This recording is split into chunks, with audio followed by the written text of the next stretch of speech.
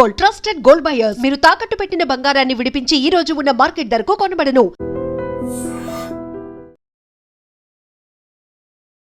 Greenland మాదే. అక్కడ అడుగు పెడితే అమెరికా అయినా సరే కాల్చి పడేస్తాం. తర్వాత సంగతి తర్వాత అంటోంది డెన్మార్క్. అసలు అవతల ఉన్నది అగ్రరాజ్యమని తెలిసినా కూడా డెన్మార్క్ ఇంత మాస్ వార్నింగ్ ఎలా ఇవ్వగలుగుతోంది? యుఎస్ అంటే అసలు లెక్కలేదా, భయం లేదా? హెచ్చరించడం దాకా ఓకే, అమెరికాని అసలు ఎదుర్కొనే సత్తా దానికి ఉందా? గ్రీన్లాండ్ విషయంలో డెన్మార్క్ ధైర్యం ఏంటి? ఒకసారి చూసే ప్రయత్నం చేద్దాం. అమెరికా గనక గ్రీన్లాండ్ని ఆక్రమించుకునేందుకు ప్రయత్నిస్తే ముందుగా కాల్పులు జరుపుతామని కూడా డెన్మార్క్ హెచ్చరిస్తోంది. కానీ దేనితో? ఇదే ఇప్పుడు ప్రపంచ దేశాల్లో మెదులుతున్నటువంటి ప్రశ్న. 1950ల తర్వాత తొలిసారిగా గ్రీన్లాండ్పై అమెరికా దాడి చేస్తే ముందుగా కాల్చి ఆ తర్వాత ప్రశ్నలు అడగాలనే స్టాండింగ్ ఆర్డర్స్ డెన్మార్క్ దళాలకు ఉన్నాయి. అయితే నిజంగా సైనిక దండయాత్ర కానీ వెనిజులా లాంటి మిలిటరీ ఆపరేషన్ కానీ జరిగినప్పుడు డానిష్ ఆర్మీ అమెరికా శక్తిని ఎదుర్కోగలదా అనే వాదన కూడా లేకపోలేదు. ప్రెసిడెంట్ ట్రంప్ గ్రీన్లాండ్ని ఏదో రకంగా తమ సొంతం చేసుకోవాలనే పట్టుదలతో ఉన్నట్టు కనిపిస్తోంది. మంత్రమో తంత్రమో కుతంత్రమో అది ఏదైనా కావచ్చు, ఏ రకంగా అయినా సరే గ్రీన్లాండ్పై అమెరికా జెండా ఎగరవేయాలనే ఆలోచనతో ఆయన ఉన్నారు. అమెరికా పరిమాణంలో 1% కంటే చాలా తక్కువ ఉన్న గ్రీన్లాండ్ని నియంత్రించే డెన్మార్క్ ఇటువైపు కన్నేస్తే యుద్ధం తప్పదని హెచ్చరిస్తోంది కూడా. ఇప్పటికే 1952లో కోల్డ్ వార్ యుగంలో తన దళాలకు జారీ చేసినటువంటి ఆదేశాలను కూడా వెనక్కి తీసుకుంది. ముందు కాల్చండి, తర్వాత ప్రశ్నలు అడగండి అని క్లియర్ డైరెక్షన్ ఇచ్చేసింది కూడా. దాంతో ట్రంప్ కూడా శరవేగంగా ఆయన మూవ్ ఆర్ పావులు కదుపుతున్నట్టు స్పష్టంగా కనిపిస్తోంది. ట్రంప్ దూకుడు యూరప్ నాటో కూటమి దేశాల్లో ఉద్రిక్తతలను పెంచేసింది. అయితే అమెరికా గనక సీరియస్గా మిలిటరీ ఆపరేషన్ చేపడితే డానిష్ సైన్యం యుఎస్ వార్ పవర్ని తట్టుకోగలుగుతుందా అనే ప్రశ్నకు కూడా ఆన్సర్ వెరీ వెరీ సింపుల్. అమెరికాని ఎదుర్కోవడం డెన్మార్క్ వల్ల కానే కాదు. నిజంగా చెప్పాలంటే గ్రీన్లాండ్ని సైనిక పరంగా స్వాధీనం చేసుకోకుండా కూడా అమెరికాని నిరోధించేది ఏదీ లేదు. 1951లో కూడా కోల్డ్ వార్ అగ్రిమెంట్ ప్రకారంగా అయితే గ్రీన్లాండ్లో ఇప్పటికే అమెరికాకు ఒక విస్తృతమైనటువంటి మిలిటరీ యాక్సిస్ కూడా ఉంది. డెన్మార్క్ గ్రీన్లాండ్ అంగీకారంతోనే అక్కడ సైనిక స్థావరాలు ఏర్పాటు చేయడానికి కూడా అమెరికాకు హక్కులున్నాయి. ఆర్కిటిక్ ద్వీపంలోని పిసిఫిక్ స్థావరంలో ఇప్పటికే 100 మందికి పైగా సైనిక సిబ్బందిని అమెరికా ఆల్రెడీ మోహరించేసింది కూడా. సో డెన్మార్క్తో ఒప్పందం ప్రకారంగా ద్వీపంలోని సిబ్బంది సంఖ్యని పెంచేసుకొని క్రమంగా ఆ భూభాగాన్ని స్వాధీనం కూడా చేసుకోవచ్చు. డెన్మార్క్ గ్రీన్లాండ్ను రక్షించగలదా అనేది ఇప్పుడు బిగ్గెస్ట్ డౌట్. ట్రంప్ సైనిక చర్య బెదిరింపును డెన్మార్క్ తీవ్రంగా పరిగణిస్తోంది కూడా. గ్రీన్లాండ్పై అమెరికా దాడి చేస్తే ముందుగా కాల్పులు జరిపి ఆ తర్వాత ప్రశ్నించండి అనే స్టాండింగ్ ఆర్డర్స్ కింద తమ ఆర్మీ ఉందని డానిష్ ప్రభుత్వం కూడా హెచ్చరిస్తోంది. ఇది 1952 సైనిక ఆదేశంలో భాగం. ఇది ఇప్పటికీ అమల్లో ఉంది. దాని ప్రకారంగా చూస్తే కమాండర్లు ప్రభుత్వం నుంచి అధికారిక ఆదేశాలు వచ్చేదాకా కూడా వెయిట్ చేయాల్సిన పని కూడా లేదు. దాడి చేసే దళాలపై ప్రతి దాడి చేసే స్వేచ్ఛ డానిష్ బలగాలకి ఆల్రెడీ ఉంది. గ్రీన్లాండ్ని తిరిగి ఆయుధీకరణ చేయడానికి కూడా డెన్మార్క్ దాదాపు $14 బిలియన్ ఖర్చు చేస్తోందని డానిష్ డిఫెన్స్ మినిస్టర్ కూడా ఆల్రెడీ చెప్పినటువంటి సిట్యుయేషన్. సో డెన్మార్క్ ఎంత ధైర్యంగా కనిపిస్తున్నప్పటికీ కూడా ఆ దేశం దగ్గర ఉన్నటువంటి చాలా పరిమితమైనటువంటి సైనిక బలం వాస్తవాలను కాదనలేం. అమెరికా మిలిటరీ మ్యాన్ పవర్ ఇతర నాటో సభ్య దేశాల కంటే చాలా ఎక్కువగా ఉందని కూడా అందరికీ తెలిసిందే.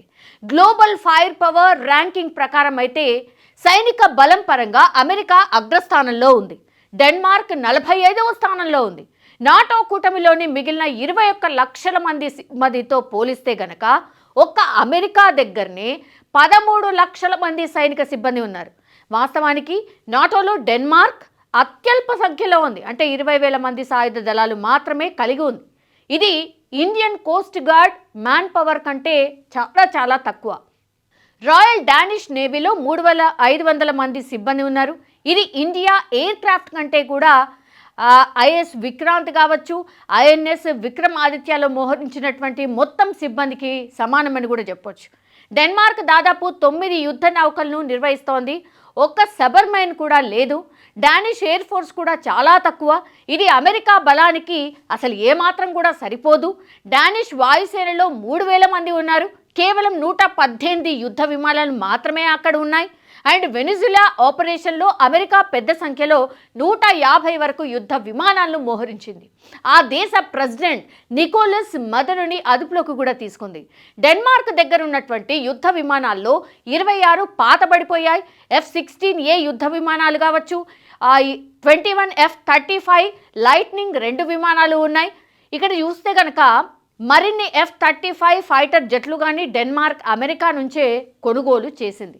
సో డెన్మార్క్ ముందున్న మరో సవాలు ఏమిటంటే ఇప్పుడు తక్కువ సమయంలోనే దళాలను మొబిలైజ్ చేయడం. ఎందుకంటే గ్రీన్లాండ్ డెన్మార్క్ నుంచి దాదాపుగా 3000 కిలోమీటర్ల దూరంలో ఉంది. ఒకవేళ 2 దేశాల మధ్య వివాదం తలెత్తితే, అమెరికా గనక గ్రీన్లాండ్పై దండయాత్రకు దిగితే ఏం జరుగుతుందని సరదాగా ఒకసారి ఊహిస్తే గనక డానిష్ సైన్యంతో పాటుగా ఇతర మిత్ర దేశాలు జోక్యం చేసుకుంటే పోరాటం ఒక్క రోజులోనే ముగిసిపోతుందని అంతర్జాతీయ నిపుణులు ఎక్స్పెక్ట్ చేస్తూ ఉన్నారు. అమెరికా ఎయిర్ ఫోర్స్ ఒక్కటే గంటలోనే ఆకాశంలో ఆధిపత్యం చెలాయించగలుగుతుంది. డెన్మార్క్ దగ్గరున్నటువంటి పరిమిత రక్షణ సామర్థ్యాలు అమెరికాని ఎదుర్కోవడం ఏ రకంగానూ సరిపోవని క్లియర్ కట్గా మనకైతే ఇక్కడ అర్థమవుతోంది. అవతల ట్రంప్ లాంటి మోనార్కు ఉంటే డెన్మార్క్ తన ధైర్యాన్ని కోల్పోక తప్పదని కూడా చెప్పొచ్చు. అమెరికా గ్రీన్లాండ్ కావాలంటోంది, డెన్మార్క్ వదులుకునే ప్రసక్తే లేదని కూడా చెప్తోంది. అసలు ప్రెసిడెంట్ ట్రంప్కి గ్రీన్లాండ్ ఎందుకు కావాలి? దీనికోసం ఇంతలా పట్టుదలతో ఎందుకు ఉన్నారు? అక్కడి ప్రజలకు డాలర్లను ఎరగా ఎందుకు వేస్తున్నారు? గట్టిగా 60,000 మంది జనాభా కూడా లేని ద్వీపం కోసం ట్రంప్ ఇంతలా ఎందుకు తహతహలాడుతున్నారు? అసలు గ్రీన్లాండ్ నుంచి ట్రంప్ ఏం ఆశిస్తున్నారు అంటే గనక గ్రీన్లాండ్ అంశం ప్రపంచ రాజకీయాల్లో హాట్ డిబేట్గా మారిపోయింది. 60,000 లోపు జనాభా ఉన్న ఒక మంచు ద్వీపం కోసం అగ్రరాజ్యం అమెరికా ఎందుకింత ఆరాటపడుతోంది? డెన్మార్క్ ససేమిరా అంటున్నా ట్రంప్ వదలని విక్రమార్కుల్లా ఎందుకు ప్రయత్నిస్తూ ఉన్నారు అనే ప్రశ్నలు ఇప్పుడు పెద్ద ఎత్తున వినిపిస్తున్నాయి. ఇందుకు భౌగోళిక రాజకీయ వ్యూహాత్మక కారణాలు ఉన్నాయి. అందుకే కొత్త సంవత్సరం మొదలైనప్పటి నుంచి కూడా గ్రీన్లాండ్ని స్వాధీనం చేసుకోవాలని ట్రంప్ పట్టుదలతో ఉన్నాడు. ఆ ద్వీపం అమెరికా జాతీయ భద్రతకు చాలా ముఖ్యమైంది. అంతేకాదు ఎలాగైనా సరే గ్రీన్లాండ్ అమెరికా ఆధీనంలోకి రావాలని కోరుకుంటున్నారు. అందుకోసమే ఆ ద్వీపాన్ని డెన్మార్క్ నుంచి కొనుగోలు చేయాలనే ఆలోచనని అమెరికా ముందుకు తీసుకొచ్చింది. ఇది వర్కౌట్ కాకపోతే బలవంతంగా స్వాధీనం చేసుకునే అవకాశాలు కూడా ఉన్నాయనే వాదనలు కూడా ఉన్నాయి. ట్రంప్ తన గ్రీన్లాండ్ కుట్రని సమర్థించుకోవడానికి కొన్ని రోజులుగా ఆర్కిటిక్ ప్రాంతం రష్యా, చైనా నౌకలతో నిండి ఉందని ఖచ్చితమైనటువంటి ఆధారాలు ఏవీ లేకుండానే చెప్తున్నారు. అంటే ట్రంప్ మాటల వెనుక ఒక స్పష్టమైన వాస్తవం దాగి ఉంది. ఇది గ్రీన్లాండ్ వ్యూహాత్మక స్థానం. యూరప్, ఉత్తర అమెరికా మధ్య ఉన్న Greenland America ballistic missile defence సిస్టమ్కి ప్రాంతంలోని నౌకల పర్యవేక్షణకు కీలకమైనటువంటి ప్రదేశం అది. అయితే ఇదొక్కటే ట్రంప్ని ఆకర్షించలేదు. చైనా ఎగుమతులపై ఆధారపడ్డాన్ని తగ్గించే ప్రయత్నాల్లో భాగంగా కూడా గ్రీన్లాండ్లోని విస్తారమైనటువంటి కీలక ఖనిజ నిక్షేపాలపై డొనాల్డ్ ట్రంప్ దృష్టి సారించినట్టు కూడా చెప్తున్నారు. సో గ్రీన్లాండ్ ద్వీపం ఆర్కిటిక్ మహాసముద్రం, అట్లాంటిక్ మహాసముద్రం మధ్య ఉంటుంది. ఇది భౌగోళికంగా చూస్తే ఉత్తర అమెరికాకు వ్యూహాత్మక స్థానంగా కనిపిస్తోంది. రష్యా నుంచి అమెరికాకు ఏదైనా ముప్పు పొంచి ఉంటే అది ఆర్కిటిక్ మీదుగానే వచ్చే అవకాశం ఉంది. గ్రీన్లాండ్లో అమెరికాకు ఇప్పటికే తులే ఎయిర్ బేస్ కూడా ఉంది. ఈ ద్వీపం అమెరికా ఆధీనంలో ఉంటే రష్యా కదలికలను మరింత నిశితంగా క్షుణ్ణంగా గమనించవచ్చు. ఆర్కిటిక్ ప్రాంతంపై పట్టు సాధించాలంటే గ్రీన్లాండ్ అత్యంత కీలకమైన స్థావరం. అంతేకాదు ఈ మంచు ద్వీపం కింద అపారమైనటువంటి సహజ సంపద కూడా దాగుంది. వాతావరణ మార్పుల వల్ల మంచు కరగడంతో ఖనిజ సంపద వెలికి తీయడం ఇప్పుడిప్పుడే సులభతరంగా మారుతుందని కూడా ఎక్స్పెక్ట్ చేస్తున్నారు. సో స్మార్ట్ ఫోన్స్ అనుకోండి, ఎలక్ట్రిక్ వాహనాలు అనుకోండి, శాటిలైట్లు, అట్లాగే అత్యాధునిక ఆయుధాల తయారీకి అవసరమైనటువంటి రేర్ ఎర్త్ ఖనిజాలు అక్కడ పుష్కలంగా ఉన్నాయి. ప్రస్తుతం వీటిపై చైనా ఆధిపత్యం కొనసాగుతోంది. గ్రీన్లాండ్ అమెరికాకు దక్కితే గనక చైనాపై ఆధారపడాల్సిన అవసరం ఇక మీదట ఉండదు. వీటితో పాటుగా అపారమైనటువంటి చమురు, సహజ వాయువు నిల్వలు కూడా అక్కడ ఉన్నాయని అంచనా వేస్తూ ఉన్నారు. సో గ్రీన్లాండ్పై తన ప్రభావాన్ని పెంచుకోవడానికి చైనా ప్రయత్నిస్తోంది. అక్కడ ఎయిర్పోర్ట్లు నిర్మించడం కావచ్చు, మైనింగ్ ప్రాజెక్టుల్లో పెట్టుబడులు పెట్టడం ద్వారా ఈ ఆర్కిటిక్ రీజియన్లోకి ప్రవేశించాలని డ్రాగన్ ప్రయత్నాలు చేస్తోంది. సో గ్రీన్లాండ్ డెన్మార్క్ నుంచి విడిపోయి స్వతంత్ర దేశంగా మారితే గనక దాన్ని తమ వైపు తిప్పుకోవాలనేది చైనా ప్లాన్. దీన్ని అడ్డుకోవాలంటే గ్రీన్లాండ్ను తామే దక్కించుకోవాలని అమెరికా ప్రస్తుతం భావిస్తోంది. మరోవైపు గ్లోబల్ వార్మింగ్ కారణంగా ఆర్కిటిక్ మంచు వేగంగా కరుగుతోంది. దీనివల్ల ఆసియా, యూరోప్ మధ్య ప్రయాణ దూరాన్ని తగ్గించే కొత్త సముద్ర మార్గాలు ఏర్పడుతున్నాయి. ఈ మార్గాలపై గ్రీన్లాండ్ పట్టు సాధిస్తే గనక భవిష్యత్తులో ప్రపంచ వాణిజ్యం అమెరికా నియంత్రణలోకి వెళ్తోంది. ఇదిలా ఉంటే గనక గ్రీన్లాండ్ ప్రస్తుతం డెన్మార్క్ ఇచ్చే వార్షిక రాయితీ మీద ఆధారపడి నడుస్తోంది. సో దీన్ని ఆసరాగా చేసుకొని ఇప్పుడు డెన్మార్క్ మీదున్న ఆర్థిక భారాన్ని తగ్గిస్తాం, గ్రీన్లాండ్ను అభివృద్ధి చేస్తామని ట్రంప్ బంపర్ ఆఫర్ ఇస్తున్నారు. ఇక్కడున్న 60,000 మంది ప్రజలకు మెరుగైన ఉపాధి కావచ్చు, పెట్టుబడులు ఆశ చూపి రియల్ ఎస్టేట్ డీల్ తరహాలో దీన్ని ముగించేయాలి అనేది ట్రంప్ పక్కా ప్లాన్. డెన్మార్క్ మాత్రం అమెరికా ప్రతిపాదనని ప్రస్తుతం తిరస్కరిస్తోంది.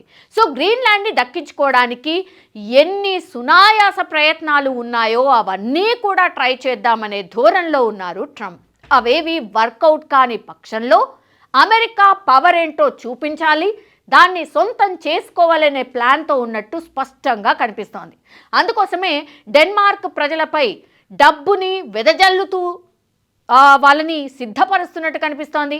ఈసారి డెన్మార్క్ ప్రభుత్వాన్ని పక్కన పెట్టేసి గ్రీన్లాండ్ ప్రజలకు భారీ ఆఫర్ కూడా ఇస్తూ ఉన్నారు.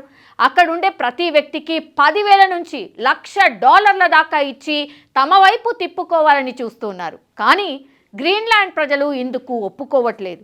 1867లో రష్యా నుంచి అమెరికా అలస్కాను కొన్నప్పుడు కూడా అనేక విమర్శలు వచ్చాయి. కానీ ఇప్పుడు అదే అమెరికాకు అతిపెద్ద ఆర్థిక రక్షణ కవచం, అదే హిస్టరీని గ్రీన్లాండ్ ద్వారా రిపీట్ చేయాలని ట్రంప్ ఇప్పుడు తహతలాడుతున్నారు. అయితే డెన్మార్క్ ప్రధాని ఇది అసాధ్యమని కొట్టిపారడమే కాదు, గ్రీన్లాండ్ ప్రజలు తమ భూభాగం అమ్మకానికి లేదని కూడా స్పష్టం చేయడంతో ఈ వివాదం ఇప్పుడు దౌత్యపరమైనటువంటి చిక్కుముడిగా మారిపోయింది. అయితే ఉద్రిక్తతలు పెరిగే కొద్దీ ఈ వ్యవహారం ఎక్కడికి దారి తీస్తుంది అనేది ఇప్పుడు ఉత్కంఠగా మారిన సిచ్యువేషన్ అయితే కనిపిస్తోంది. నిజంగా ప్రస్తుతం ఉన్నటువంటి సమాజం దేనికి ప్రయారిటీ ఇస్తుంది? ఆర్థిక సంబంధాల చుట్టూ మాత్రమే తిరుగుతుంది. మళ్ళీ ఎన్నికలంగానే చాలా విరక్తి కలుగుతాను. మంచి అనిపిస్తుంది కదా, లేడీస్ కూడా ఛాలెంజింగ్ జాబ్స్ చేసినప్పుడు చాలా బాగుంటది. ట్రాఫిక్ అసిస్టెంట్స్ గా నియమించిన ట్రాన్స్జెండర్స్ అందరితో సాల్యూట్ చేయించుకుంటున్నారు. ఫుడ్ డెలివరీ ఇవ్వటానికి వెళ్ళినటువంటి డెలివరీ బాయ్ అనిల్ పై కళ్ళ ముందు